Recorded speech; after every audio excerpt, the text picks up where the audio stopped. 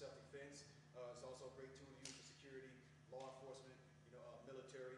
Now, if you choose to use this tool for self-defense, it is best that you check with your local law enforcement laws and rules to find out what the legalities are for carrying one of these tools and for using it for a self-defense situation. Now, the first thing is the grip that I'm going to hold my axe with is right here. What's called a hammer grip. Using most of the top end, the main part of the baton is up. My extendable end is here at the top. It's not at the bottom. I don't want to hold it what's called an ice pick grip this way. I'm holding it right here. Now, one of the cool things about the Extend-A-Baton is when you load the weapon, it gives a good sound. That sounds a pretty intimidating sound, okay? Right there. Now you see my baton is extended where I can use it. I'm going to show you a couple of strikes that you can use. You got what's called chops. What I'm doing is I'm coming at an angle here. So I'm keeping one hand up to protect myself. Okay? I'm going to show you from the side. Now with that strike, I can go for either the person's shoulder, okay? I go for their collarbone coming straight down. Now, I can also swing this way if I'm going for the head. Anytime I swing, I come right back. I don't want to swing like a bat and stay stuck over here. Anytime I swing, it's straight back. Just in case I missed that first time, I come back the second time in case that person's trying to come in on me. Another good striking area is the thigh. Again, swinging twice. Okay? Now I can also use my baton in a jabbing motion to go for the abdomen. I'm grabbing here, got it on the end here, using my body at the same time to jab in the stomach. Okay? From the front, you hear me stomping that foot, that's to add power. Okay? Now my baton, when I want to close it, what I'm going to have to do is find a good solid area and slam it down hard until it closes itself. Okay? Now I can also, you saw when I opened my baton, when I loaded it, I'll reach down and threw the baton down towards the ground. I can also load it, throwing it up in the air here. Okay? And it's like I said, very, very good self-defense tool. Very, very good for law enforcement. Very dependable. Practice with your baton, practice in the bag, practice swinging in the air so you can get good. You can rely on it. It can be used to block swings from baseball bats, weapons, from a person's arm. It can be used to wipe and protect your leg. Somebody swinging a weapon at your leg. It's a very good tool. But that's just a few basic things that you can do with the Extendable Baton from abtfitness.com.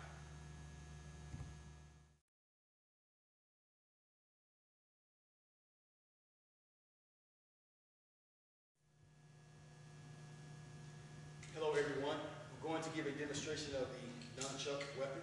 Now this is a very, very good weapon to use for self-defense. Again, if you choose to use or carry this weapon for self-defense, you need to check with your local law enforcement to make sure that you're not breaking the law. It is a weapon and it can be judged as such. If you're caught with it, you can end up landing yourself in a lot of trouble. Okay, first thing is you want to find a pair of nunchucks that suit you. It's best if this is your first time learning to order nunchucks that are made out of foam, what we call practice nunchucks. Of course, the pair that I have here is a real pair because I do know how to handle my nunchucks. Good exercise to start off with is first of all getting used to the feel of your nunchuck. Just moving around your hands, get used to the grip, make sure they're not slippery, make sure your hands aren't wet, you're not going to lose the nunchuck. All right, what I'm going to do here, my hands are in front of me, I'm just going to turn the nunchuck, come right there. Okay, you see that motion. Now I'm going to do the other side, just like the same thing, hook, twist, and back, twist, and back. And all you're doing is just exercise, getting used to the feel of your nunchuck. Check it from the side, back, back, back, back, and back. Okay, the next thing I'm going to do, we're going to do catches. I'm letting the nunchuck loose. I'm going to swing it over my shoulder. Over my shoulder. Okay? And I'm going to catch it with my other hand. See me again. Over my shoulder and catch. Over my shoulder and catch. Right? Over my shoulder and catch. From there, I can hit under my shoulder and catch. Under and catch. Under and catch. See me again. Under the arm and catch. Under the arm and catch. Under the arm and catch. And now I can even go under the arm and catch in my armpit. Then back behind and catch in my hand. Under the arm and catch armpit, back behind and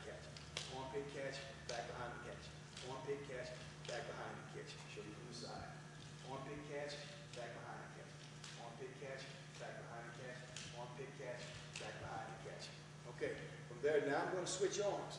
So with my left hand, I'm going to pull and throw it over my left shoulder, okay, and catch with my right hand, okay. I'll show you again. The left hand is going to come underneath, throw it over my shoulder, and catch with my right hand. One more time. Under and catch with my right hand. Okay, now under the armpit, catch. Under the armpit, catch.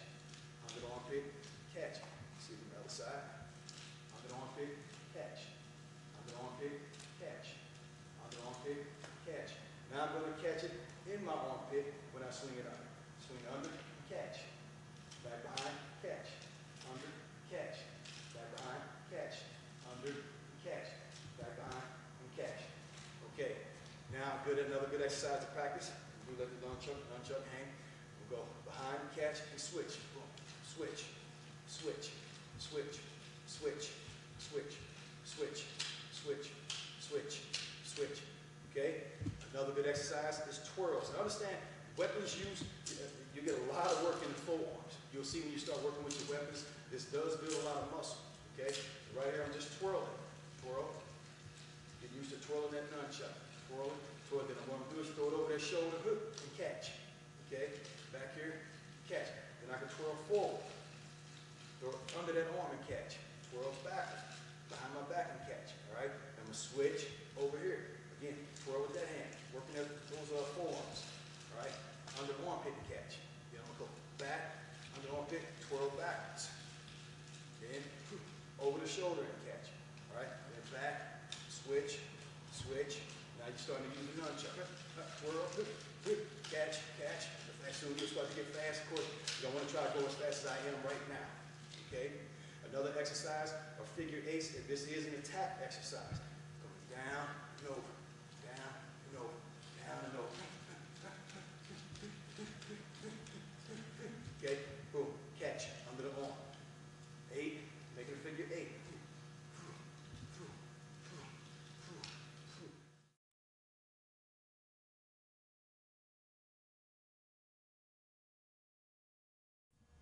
Hello everyone, I'd like to discuss a little bit about the beginning stages of abuse and the actions of the bully. Most of these actions begin with simple grabs. You know, wrist grabs, a person grabbing like this, you know, whether it's a boyfriend abusing his girlfriend, trying to make her do what he wants her to do, whether it's a bully who's just picking on the other kid in the yard, and also a lot of kidnappings and abductions start with a simple grab of the wrist. It's important for everyone to know how to defend themselves against a simple wrist grab. Not even just for the sake of protecting yourself and defending yourself, but for the psychological aspect and power that it presents. And I back up my statement by saying if a 16-year-old boy, you know, grabs his 16-year-old girlfriend, you know, they get into an argument, he starts to become abusive, he's introducing that this is the type of behavior he accepts by grabbing her. If she knows how to get away, she snatches away, uses a self-defense technique to get away. Not only will that protect her from that escalate to a worse stage, but that will also reintroduce to his mind that she may know martial arts or know how to defend herself, and he may have a whipping coming, so that'll force him to back down. So what I'm going to do today, I'm just going to show a bunch of escapes for a simple wrist grab. The first one that I'm going to go over is called twist. Okay, right here, Ray's going to grab me. He's grabbing pretty strong here, and I'm just going to pull away. Go ahead, grab, I'm down tight. You see the arms flexing there. He's grabbing really hard. Very easy to get away. So you give him the other hand, he grabs here, turn away. Now I'm going to have a camera, zoom in on my hands here so I can show exactly what it is that I'm doing. What I'm doing here is I'm turning, first my wrist is turning down so it opens his fingers up, okay? And then I'm coming right against the thumb, playing my hand over it. So I want my palm to come over his wrist that way, all right? That's going to, then I'm snatching away, that's going to get me loose. And what I'm doing is I'm attacking his thumb. The thumb alone is very weak. Fingers are very strong, which is one of the reasons why I grab Ray. He's so tight, I'm trying to pull away. People try to pull away like this, they can't get away because they're fighting against those fingers. Those 4 fingers are strong. All right, going against the thumb, it's weak by itself. And I support my statement by advising you and even daring you to go ahead and try and do some pull-ups and use all 4 fingers. Pull yourself up, you can do it. Then switch up and try to do it with your thumbs. Virtually impossible. You're probably not going to get any in if you do have to get 1 or 2 in because you're somebody who's a strongman person or something like that. But I'm going to show you again, right here. Just turn just like that. That gets me loose. If he grabs with the opposite hand, now, you see, before I was going this way, now I've got to go that way because I'm going against the thumb. His thumb's there, so I go that way. I'm going to show you the other hand. Right here, his thumb's here, so I'm going that way to get out of there. Okay? Now, let's say he grabs me by both arms right here. He's got me by both, and I'm going to go with a double twist right here, just to snatch away. And understand, this is a passive escape. This is an escape that I'm using somebody maybe I don't want to hurt Ray. Maybe he's a bigger brother, or like we say, the bully in the schoolyard, and he hasn't actually started getting to a point where I need to physically defend myself and fight back and use an aggressive attack to save myself. And these are the kind of techniques you can use. Very, very good passive techniques. You can teach them to anyone. As you can see, I'm not even hurting Ray when I use the techniques against him. Okay, another good escape to use also, he grabs me, and let's say he might be strong, not working the twists, now for some reason I'm not getting it. Maybe he's a guy who can get 1 or 2 pull-ups with his thumb, so his thumb's pretty strong. So now what I'm going to do is I'm going to drop my body weight, which is going to make his body weight drop, and I'm going to take this shin bone and put it right on his wrist and let my body weight drop down to get my hand loose. All right, I'll show you one more time. He grabs right there, try to twist, maybe it's not working. I can't pull, I can bring my hand down, put that shin there, and drop right down. Okay? And as you can see, I'm going to show you from the other side, so you can see from here. This is just a simple escape like this. Like I said, this is going to put a psychological effect on his brain of him thinking, this guy must know some martial arts. So, like I said, if it's a boyfriend-girlfriend situation, this girl knows martial arts. Even in a situation with a husband and wife where abuse exists, it may start like this. The wife being able to get herself loose is going to make that guy have a second thought before he lays his hands on her again. Okay? And like I said, when I do use this technique, I want to lower my body so it lowers his. And I want to try and come here. As you can see, me putting my leg up there, that's you got to be pretty flexible, pretty strong to get up that high, so don't even try it unless you're a martial artist. And if you are, you probably already know this. But I'm dropping my body weight right there, and then I'm putting that shin on there, and then letting my body weight drop all the way down to break it loose. Now, like I said, this is a passive escape. It's not something I want to use if Ray and I met up in a dark alley. I don't know who he is. He grabs me. I want to get away from him. He's getting an eye flick. He's getting hit in the groin. He's going to get an aggressive defense attack. Okay, and one of the reasons why, hold on, Ray, is when I come down here and I break it loose, it turns my back to him where he can grab me if he wanted to. All right? So now I've got another problem there. So you don't want to use this in a self-defense situation, like a reduction situation, something like that, because they're probably going to continue to attack you. This is just a situation where somebody's trying to, trying to grab and just trying to basically intimidate him. Then that's the kind of technique that would be used. Okay. Another good technique, and this is one that can be used for self-defense, is called turn away. Really, really good technique because not only does it break you free from the hold, it allows you the opportunity to escape. Which is self-defense, that's the most important thing, is to get away. Now, this is still a passive technique. See here, Ray's going to grab me. What I'm going to do is I'm going to do the technique fast. Okay. So again, I also like to call this technique spin-off. Okay. Right here, and then go. I'm going to show you if the camera zoom in, right between our shoulders. I'm going to show you what I'm doing here. He's got a hold of me. What I'm going to do is I'm going to turn my whole body. So my body weight is added to that elbow. I'm going to take my elbow to his forearm, and I'm going to hit his forearm at the same time that I spin. After I spin, I'm gone. I'm out of there. Remember, this is a self-defense situation. We're not trying to get you to stay there and fight this person. I mean, that's putting your life at risk. It's not worth it. You're just trying to get out of there, report them to the local law enforcement or security agency, whatever it is you have to do. Okay, I'm going to show you again slowly. Right here, got my wrist. I'm just bending my elbow, turning, let that elbow hit right there at his forearm, and that's going to snatch that hand. His hand can't bend that way.